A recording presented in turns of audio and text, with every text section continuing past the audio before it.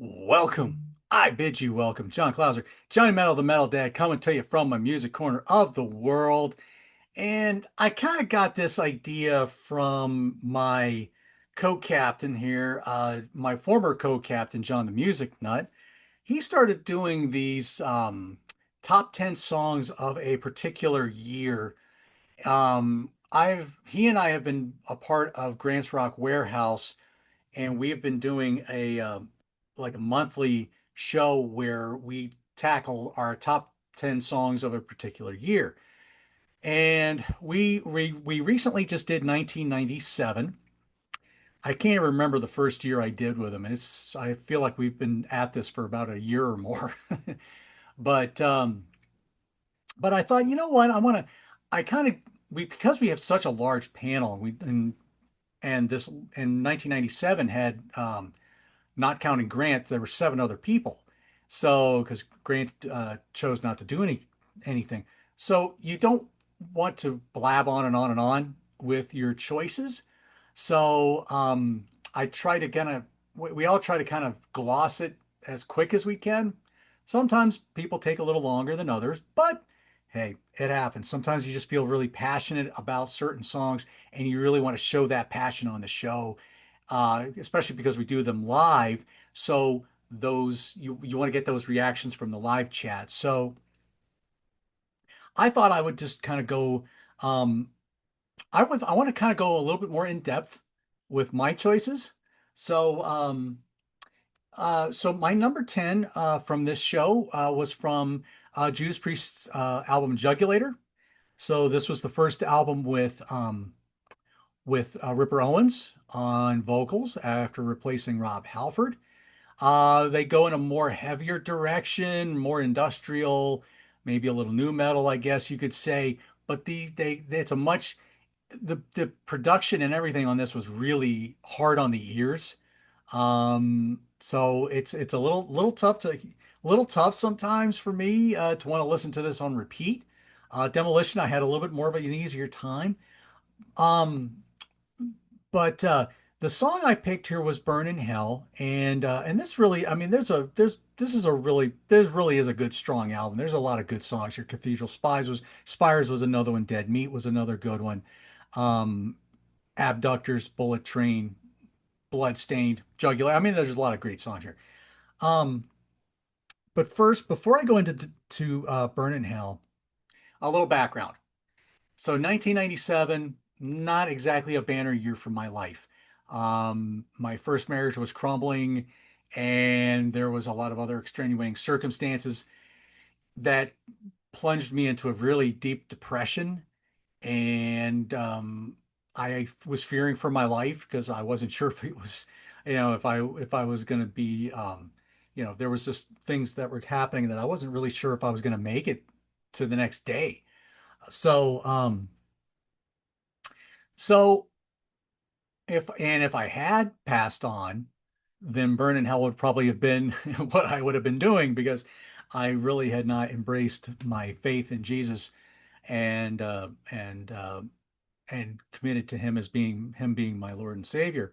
So and so while the song doesn't have to do with that per se, this song really has more of a kind of a moral um, kind of a moral song, I guess you could kind of say. This is, you know, there's a lot of desire to watch, somebody who committed something against you, and really kind of like you want to just watch these people burn, So it's you have that kind of so a lot about vengeance and things like that. So um, this was the first single from this album. Um, the guitar here, there's this line that reminds me of the Electric Funeral song from Black Sabbath of the vocal line from it, Ozzy's vocal line. But this is a really dark and heavy song. But yeah, Burn in Hell from Jugulator. So next one, and this doesn't really fit the motif of what my storyline here kind of goes with these 10 tracks. But I wanted to bring in a song from Loudness, from their Ghetto Machine album. This would be their 12th CD, studio CD. Um, and I went with the title track, Ghetto Machine, which was a slow, groovy riff without it being Pantera-like. It was very power chords, so it wasn't a really intricate riff, but it had that kind of stomping march to it. Um, the lyrics here by the singer here is Masaki Yamato from Easy-O. He would join the band after Mike Vasera left in the early 90s, and they were dropped by Atlantic. Akira would be the only original member here at this time, as the bass player and the drummer had both taken a break from the band. Ghetto Machine here, very, like I said, a very slow, dark, grinding song. Doesn't really, there's nothing else on the album though that sounds like this song. There's a lot of that reminds me of other Loudness songs. There's a little bit of funk and groove and feel to it. But a really, really good album actually.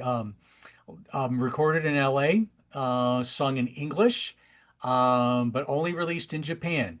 So if you ever want to track these albums down, you may have to pay a little bit of yen for them. I think I lucked out with a lot of these, and I was able to get them at a fairly decent rate um, from a seller on Discogs.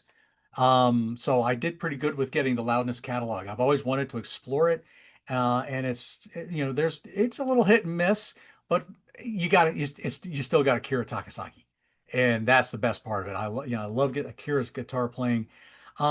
Lyrically here, they're saying like here the machine is kind of like a system that just grinds down all things that were good into decay. This is a really, really dark kind of strong opening song, but a lot of good songs here. My next pick, of course, I've got to have a Wasp song in my top 10 if they released an album, and no different here from the KFD album, the song "My Tortured Eyes." Um, in that time where I talked about how my marriage was crumbling, I can vividly remember singing songs like My Tortured Eyes or The Horror or You or Kill Your Pretty Face. And I would sing with Blackie Lawless like intensity. And when you sing lines like "Kill me so my tortured eyes never see you again," you tend to scare the person in the car with you. And it was something that made me feel like I was going into a very, very dark place that I didn't really want to go into, but I was going there anyway because my mind mentally, I was just completely shattered, and I was not in a very good place. Musically, it does kind of ring back to some older Wasp. It does tend to have a bit of an industrial feel to it at times. But My Tortured Eyes good was one of my favorite songs from this album. Kill Your Pretty Face probably would have been another one with Blackie really doing a wild banshee scream. Um, from there, here again, now we go to in my number seven song. We go to a time where I always knew about God. I grew up in the church, but I didn't really have a relationship with God. And so this song from U2's pop album, Wake Up Dead Man, this is kind of like this was Bono saying to Jesus, "Hey, I'm alone in this world, in an effed up world it is." And there's a lot of times where we kind of I felt like I struggled with this. I'm like, okay, I know God's there, but is he really listening to me? Is he hearing what's going on, or is he just too busy? Does he have something else going on? It's a spiritual, honest song, really. I mean, because David did a lot of that in the Psalms. So, this album really ends on kind of like a really downer note because there's a lot of noisy kind of poppy songs. It starts off with Discotheque, which was very upbeat, very very jovial, but then Wake Up Dead Man is so somber. But I can remember doing the U2 series with Ryan Gavalier's show on his channel, and we did this in the following album, and I remember just tying these two albums together in a 10-minute nice little bundle and wrapped up my story with it. And Um, Otherwise the show is still about 2.5 hours long. Unfortunately, his channel's nuked, so you can't go back in and check it out. But anyway, Wake Up Dead Man from U2. But my number six song, and I don't have a physical copy of this one, was a song that really answers that question because we sincerely do need Jesus, and that was the song from Petra, from the Petra Praise 2 album called "We Need Jesus," um, and it really, when will the world see that we need Jesus? When we open our eyes and we all realize that He loves us. When will the world see that we need Jesus? And that's a question that I've asked myself so much, and I come back to this. I do need Jesus. I do need him in my life. Um, cool thing about this song, you have John Elefante, who had sang in Kansas for a couple of albums, would go on to do more Christian music with different bands. Also guest vocals, and as well as Lou Gramm from Foreigner. The story I had heard is that he had committed his life to Christ, and he was brought in to sing a little bit on this song, so that was really cool. Did not get to mention that on Grant's show, but my number five song from Caedmon's Call, the self-titled album. This song was called Bus Driver. Derek Webb written song, which I always liked the Derek Webb songs off this album. It was a lot of spiritual honesty. Bus Driver, it was a song that really dives into the idea of you go to work every day. Like me, I worked at where I worked at, and I sometimes, I always felt like the writer of Ecclesiastes, everything in life is so meaningless, and sometimes I wondered if my job really meant anything. But apparently I had a lot of people who kept coming back to see me. And so apparently my job meant something to them.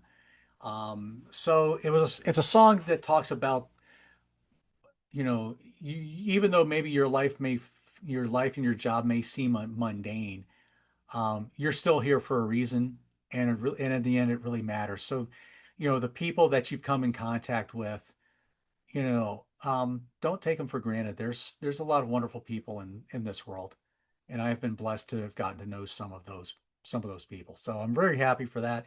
Um, this is tough to find now on any kind of digital service. I believe the label went under, and trying to get the rights back to it to be able to put onto streaming services made it a little challenging.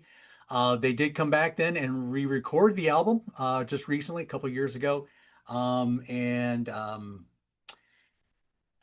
The only thing I'll say about this album is the re-record to me sounds dialed in at spots.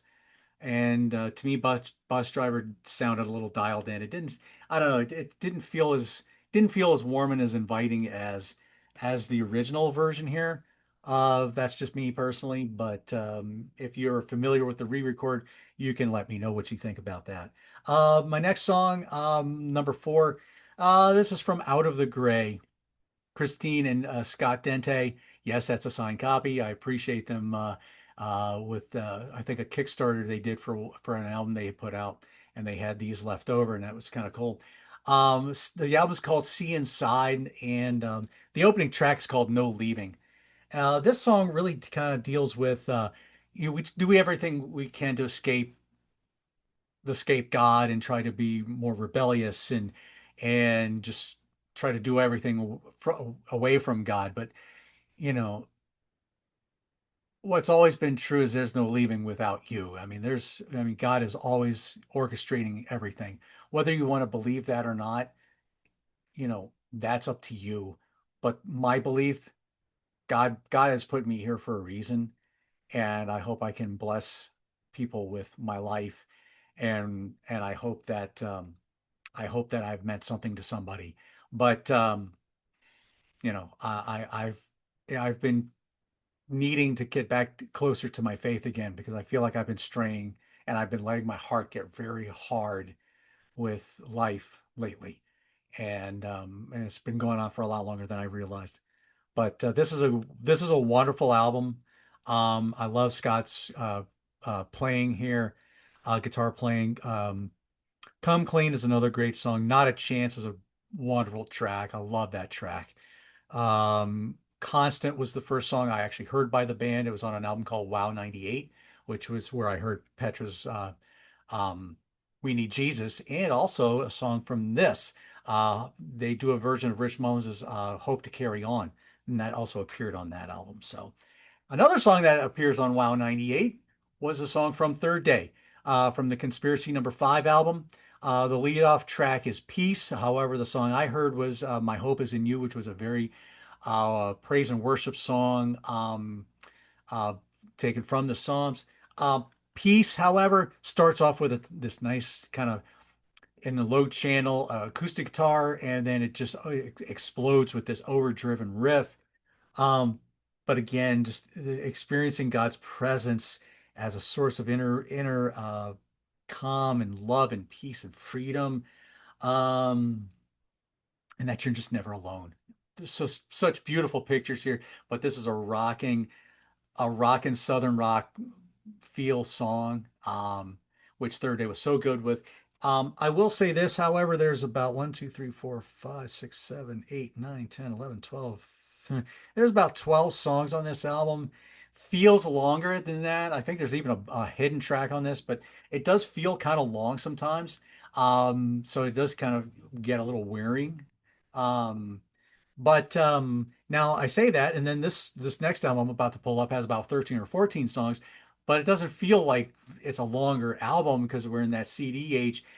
This next one is from a band that I heard about in Maryland when I lived there, and I got to see this group at a church in Lower Delaware, in Gumboro, Delaware, just right over the border in from Maryland into Delaware, and uh, these guys were from the middle part, Western Maryland. It's a band called JLM, and their only album they did called Crazy Out There. You can actually find this on Spotify. I don't know about YouTube, but I know you can get this on Spotify. Um, and there's a lot of wonderful songs on this: Angry Youth, Alien, Are You for Real, Persevere. Um, they do a cover of a Brian Dorkson song called Faithful One. I Love You Tissues is a silly little punk song. Look into the Size, Free Death, Squina, Isaiah 12. But the song I'm picking here is another song with Peace, Peace Be Still, acoustic driven ballad with piano and violin playing throughout it. Strong vocals here. Um, the first verse talks about Jesus calming the waves of the storm after he's just in the boat sleeping. The second verse just talks about the crucifixion. There's a third verse here that just basically says, I trust in myself to carry the load, but I fall on my face because I cannot walk. And all the falsehoods that I told when all you heard was mindless talk. Feelings of pain now deep inside, and I've released all of my empty pride.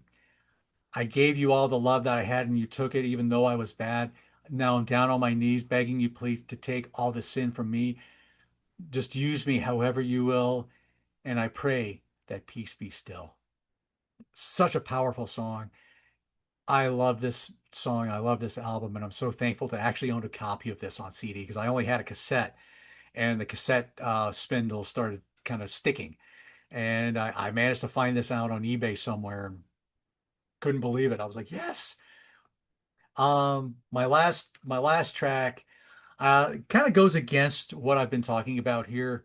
But I can't help but feel that the lyrics here just speak so much to me because this song really still does, even though it's not from a Christian perspective.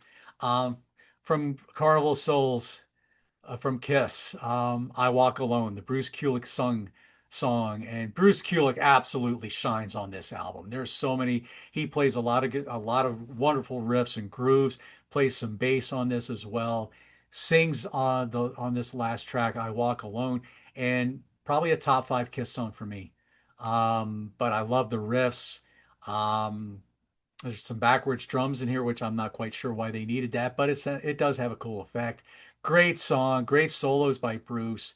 But yes, this basically a riff rocker talking about even though the person's isolated, they're finding themselves through their independence and resilience. And even though I still feel like I struggle with that, finding myself and being resilient at times, I'm very thankful for, just getting to where I am in my life right now. So I'm blessed in that. So there you go, folks. Is there a year you guys would like me to revisit? Or maybe visit? Hey, share it in the comments with me. Let me know, okay? I wouldn't mind kind of going back and doing some of these. I've made some of these years up as playlists. So I may have to go, and in others years I may have to go back and find my notes because I didn't make playlists on them. But if anybody's interested in maybe having me look through some of these old top 10 lists, or maybe explore another year, let me know. Hit me up in the comments. Um, anyway, this is John Clouds, Johnny Metal, the Metal Dad, saying rock forever, y'all. I hope you enjoyed this. Like, share, subscribe. We'll talk to y'all soon. Take care, everybody.